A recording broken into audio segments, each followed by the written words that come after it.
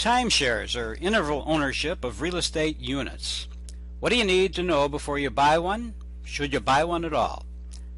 And how about those torturous 2-hour high-pressure sales pitches? You know, where you get free stuff to attend or maybe a cheap weekend getaway? What is that all about?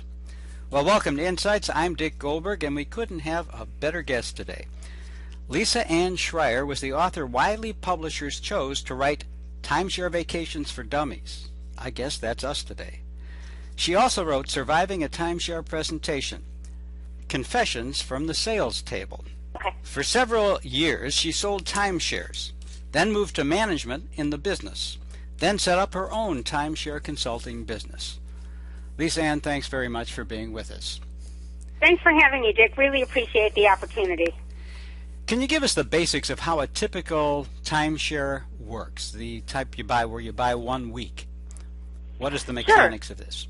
Absolutely. Timeshare started off about 40 years ago, and it was a fixed-week program, meaning you bought or a consumer purchased a week of timeshare, typically the same week of the year, week 1, week 26, week 52, and they could then trade that or exchange it among a affiliate of, like a network of other timeshares around the country. It's changed.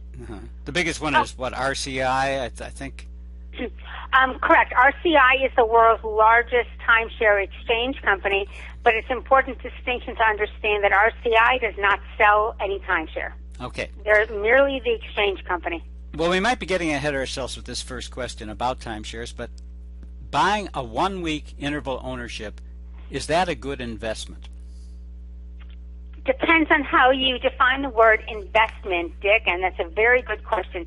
On a purely financial basis, timeshare should not ever be thought of as an investment.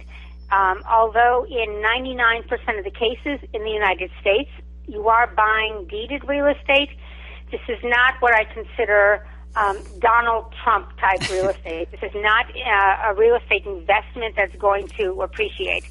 If you're looking at it from a vacation investment, meaning would you be spending this money anyway in hotels throughout a 20 or 30, 40-year period, then it could be a good vacation investment for a number of people. But as a pure financial investment, absolutely not.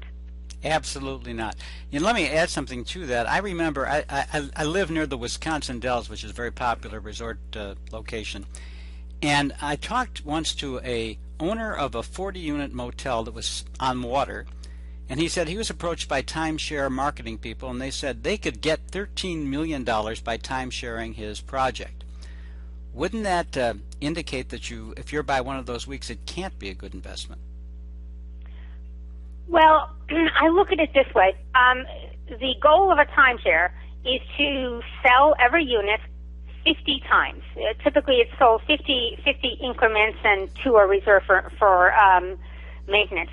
If you look at it from the hotel standpoint, the hotel wants to rent every room 365 days a year. Mm-hmm. So from the consumer perspective, renting a hotel room is not a financial investment, and neither should be buying a timeshare. If you're, however, developing a property, whether as a hotel or as a timeshare, that's where the money may be able to be made on the development end, but certainly not on the consumer end. Neither renting a hotel room nor buying a timeshare should ever be considered a financial investment. So you look at a timeshare as consumption, not investment. Correct. Absolutely right. Okay. Let us say you buy a timeshare in prime time, a nice timeshare, 1 week for $25,000. Not an unusual price, right, for high-quality timeshare? Correct. The average price last year for a 2-bedroom or a 2-bedroom equivalent in the United States was just around $20,000. Okay. So you're not off at all. Okay. Let's take $20,000. Let's say you're buying it directly. You're the first owner. You're getting it from the developer of this project. How much of that $20,000 goes into marketing costs? Depends on resort to resort, but typically the average is about 50%. It's a lot. A lot of that is sales and marketing costs, which is an issue for those people in timeshare, and for myself who write about timeshare, that's an extraordinarily high, in my opinion, market sales and marketing cost. That is very amazing. Why do they need to spend so much on marketing? Because timeshares, even in 2014, the majority of the timeshare developers and the majority of the timeshare marketers cling to this outdated, antiquated idea that consumers have to be bribed by, the 2-day, 3-night mini vacation or 2 free water park tickets or 2 free dinner shows in order to come in and listen to the pitch. So typically they do not understand that in 2014 the vast majority of consumers prefer to buy things rather than be sold things.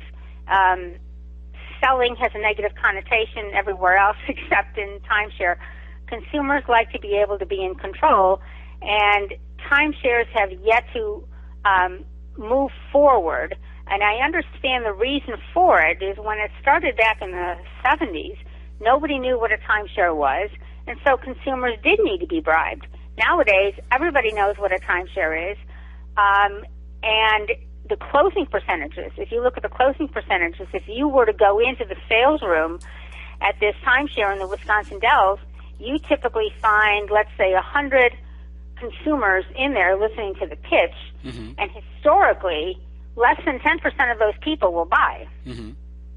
So the resort is spending an astronomical amount of money on marketing people to get them in to listen, and that all adds to the bottom line of the timeshare that you or the 10% of those people will end up buying. Sure.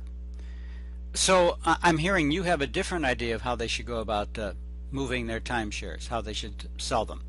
What would be different and successful? In my opinion, and again, I don't claim to know everything. I don't know, I've never worked on the financial end of a timeshare, but I can tell you from a consumer perspective, you don't like to be sold anything. Nobody comes up to you and says, really nice pair of pants, who sold it to you? Right. Selling, when you tell someone sold it to you, it has a negative connotation. Sure. I believe that timeshares, like every other product or every other service in the world, needs to be advertised.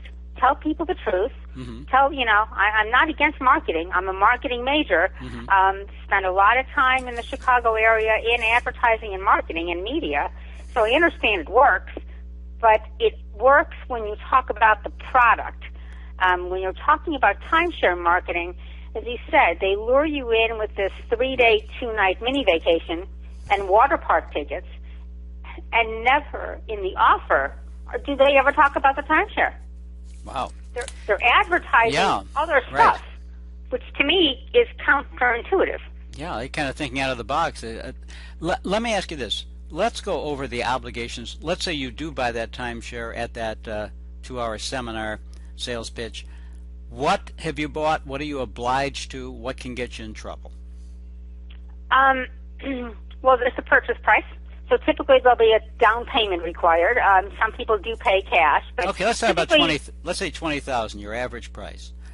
Okay, average price timeshare $20,000. Typically you'll be paying 10% down. $2,000. Right. Okay. The resort will offer to finance the rest of it at a quote-unquote convenient 15.9%. No kidding. Over the course of about 7 years. So there's the purchase price. There's any kind of finance charges. In some cases, there'll be closing costs. Then there's always the annual maintenance. Well, let me back up a little. How much might your monthly payments be? I don't know if you have that right off the top of your head on your principal and interest if you're paying over 7 years. Typically, I would say in the, I don't have a number off the top of my head, but I would say high threes, maybe $400 a month. So $400 a month to buy it. Okay, so, and you can add to that your maintenance cost for your 1 week.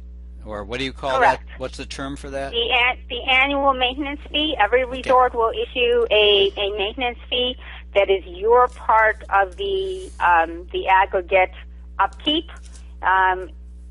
Sometimes there will be real estate taxes included in that. If you're buying deeded property, there will be real estate taxes, but that's a very small portion of the annual maintenance fee. Either way, you got to pay your share of the taxes, whether it's included or you pay directly.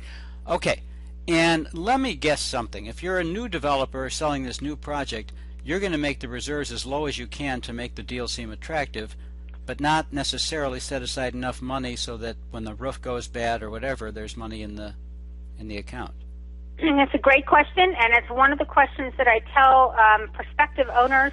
One of many questions that they need to ask before they sign on the dotted line is, what are the current maintenance fees, and what is the 5-year history of those maintenance fees? Mm-hmm. And the follow-up to that is, let's say you're buying a new resort or a resort that doesn't have a 5-year history. Mm-hmm. You want to know what the legal cap is for increasing those maintenance fees every year. Okay. What might be a typical start for your maintenance fees? Typical maintenance fee in 2013 for that average 2-bedroom in the U.S. was slightly over $800 a year. A year. Okay, so you're paying $800 basically for your use for 1 week if you bought this 1 week. So now with principal, interest, and maintenance, you're at $1,200 a week. Correct. For your week, right? Is that a great value for a week vacation? Great question. Depends where you go. I maintain, and I've said for years, that timeshare is not for everybody. In most cases, not all cases, but in most cases, a timeshare will be more luxurious, more spacious, have more amenities than a typical hotel room. If you're the type of person that enjoys, and I'm not putting it down, but if you're the type of consumer that enjoys a Motel 6 experience, timeshare is probably not for you, especially at this $20,000 price we're talking about. And it's like anything else, like a house. You have to look at this over the course of a long period of time. If you're 85 years old and you're only going to be going on one more vacation, bad idea. Mm-hmm. But if you're purchasing a timeshare in your 30s and you're typically going to have, 30, 40, 50 years of vacation left ahead of you, and don't forget this timeshare is, in most cases, willable, so it goes on, it could very well be a good way of spending the money, again, that you would ordinarily be spending in a hotel. So now let's say understand that. Okay, let's say you buy one, and after a couple of years you're not into it, but you still have to pay your fees. Correct. How easy is it to rent out your week and recover your fees? It's a great question. It depends on where you rent it, how are you marketing it. I do not recommend that you go through the developer, even though they may have a rental program, because you're not in charge of how much they rent it for. You don't know how much they're going to take. Typically, it's 30% or more of the proceeds. And again, it depends what you own. So let's say you own a week in the Wisconsin Dells. Mm-hmm. If you advertise this, and I know this because I'm from the Chicago area, if you advertise this to people in Arizona, they don't know what the Wisconsin Dells are because they've never heard of it. Mm-hmm. But if you advertise this in the Chicago Tribune or to people within the Chicago area, they definitely know, and you know yourself. The Wisconsin Dells in the summer, and sometimes in the winter, very good destination for people to go to who don't have to drive very far. So again, depends what you own, depends where you market it, depends who you market it to. That's a big hassle, though, isn't it? It can be. That's why I don't recommend you purchase a timeshare with the intent on renting it. This should be primarily a vacation purchase, not a business transaction. Okay, now, here's a tough question. You probably don't have the exact data. But how many people buy a timeshare and go back the week they bought for 20 years every year? Not as many as used to.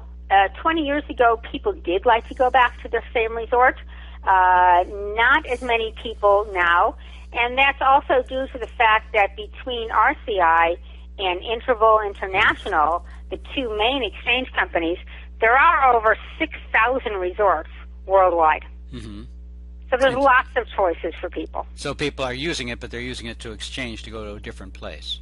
I think in this day and age, Dick, most people are buying a timeshare with the intent of exchanging it. There are some people, though, very much like the idea of going back to the same resort year after year after year. Okay, and how hard is it to exchange? How costly is it to exchange your week for a week somewhere else at a different time? Again, it has a lot to do with where you own and how you have reasonable expectations. Timeshare is not meant for people who plan last minute. So let's take that week in the Wisconsin Dells. You can't expect to put that week into the exchange system, whichever exchange system you're in June and go to Hawaii in July. Not going to happen. I see. Do you have to get someone to take yours before you have the right to take someone else's? No. You work through the exchange company. So typically what will happen is you put your week in, you deposit your week. If we're talking about a week, you deposit it into the pool. So you say to the exchange company, I am not going to go to the Wisconsin Dells this year, so you can have my week. And then you see what else is available. But it's not that someone has to take your week in order for you to take their week. You just get, I assume, an equivalent desirability. So if you have low season, lousy resort, you're not going to get high season, great resort. Correct. Yeah. Okay, well, why don't we, one other thing is, you got this, now you want to sell it. You think, I don't like this, I no longer want this, it's been 4 years. Can you sell the thing? Can you sell it? Yes. Are you going to get your money back? No. Are you going to make money? No. Timeshares are very odd in that the resale value, or I should say the perceived resale value, is quite low as opposed to what you paid for it. Part of that goes back to that 50% or so of that purchase price from the developer has been eaten up in sales and marketing costs. So that's step one. Step two is that it's very much currently in this, this day and age, it's very much a buyer's market. That same timeshare, if you were to buy it today for $20,000 and then attempt to sell it on the resale market, let's say 4 years, like you said, you would be fortunate if you could get $5,000 for it. Well, given that you'll do much better buying from an owner who already bought it, why would anyone buy from a developer? It's a great question. Some timeshares, when you buy it from the developer, come with extra goodies or extra benefits that may or may not transfer when you buy it on the secondary market. So I always tell people that you want to look at what it is you're buying and your motivation. Are you buying the timeshare for the timeshare, or are you buying the timeshare for the goodies? So, for instance, some of the branded timeshares, like a Marriott, for instance, sometimes you cannot use your Marriott timeshare in conjunction with the loyalty points that they offer through their hotel.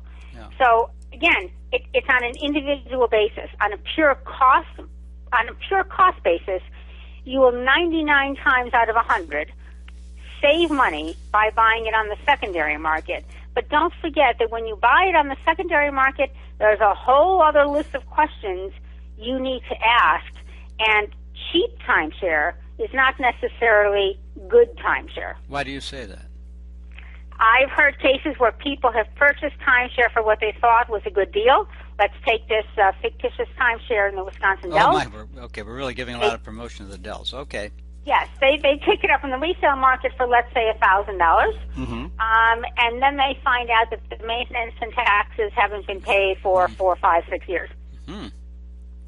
So do you need a lawyer when you buy this to check out all the legal Don't issues? need a lawyer. No, you don't need a lawyer. You need to go in with a whole list of questions. So I don't tell people to buy any timeshare without this whole list of questions. You really need to know what it is you're buying.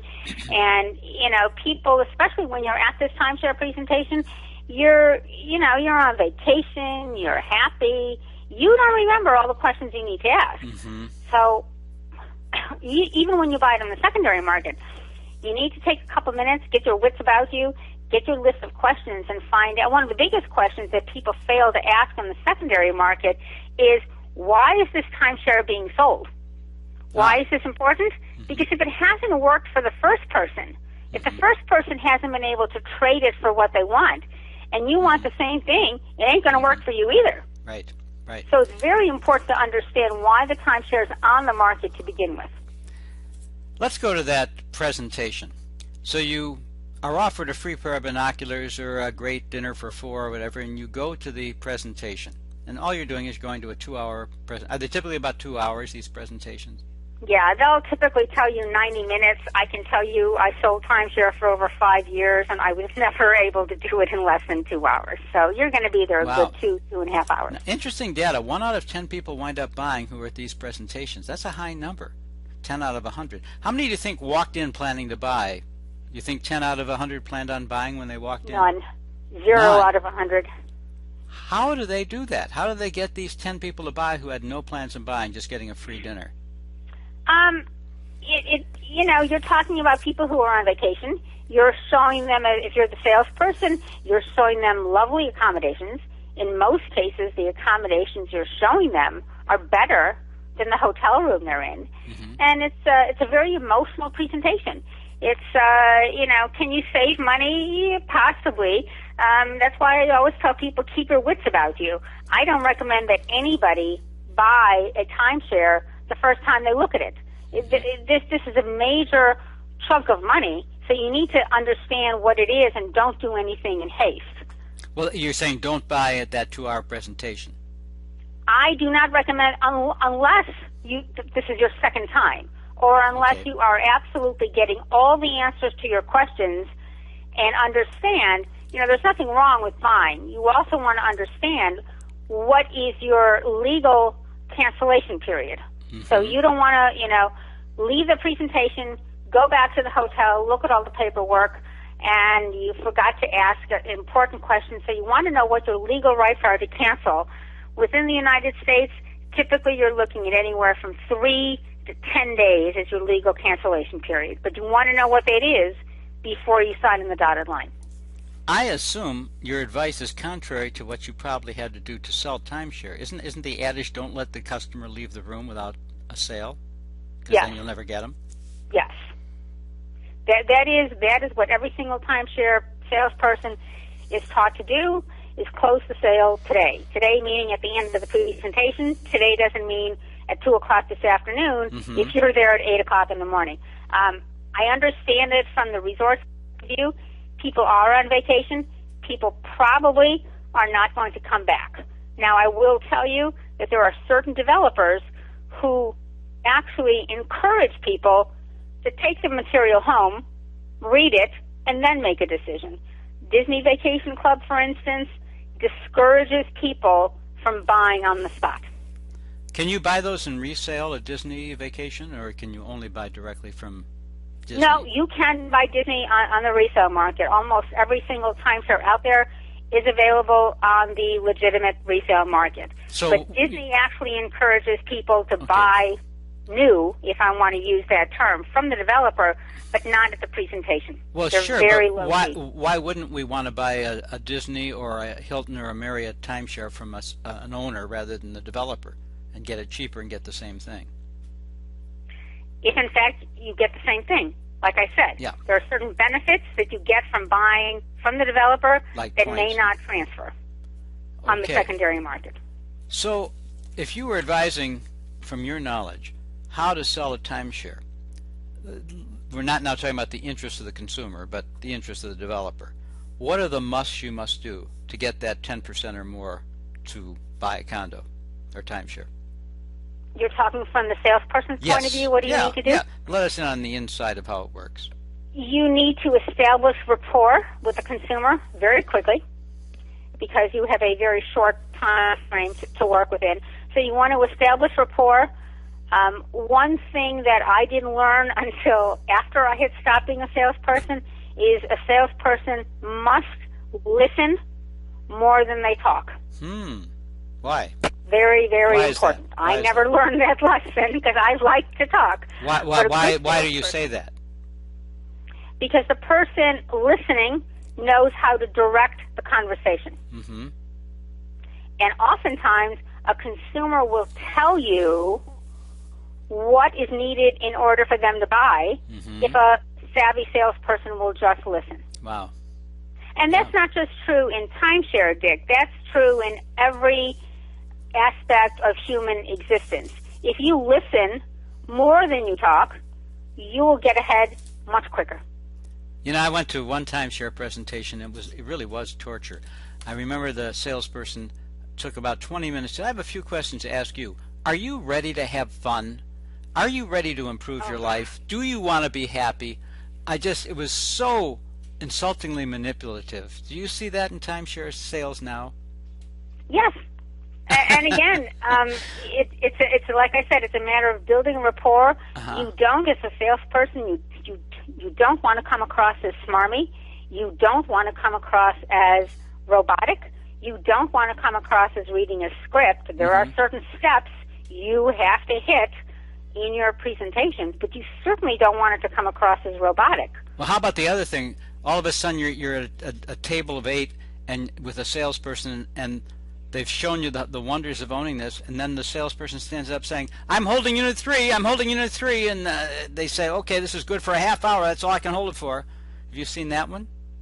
Yeah, and it's just, consumers in this day and age don't fall for this. Anything that reeks of smarminess or anything that reeks of trying to shove it down the throat or trickery, people just don't like this in this day and age. People have done their homework before they go in.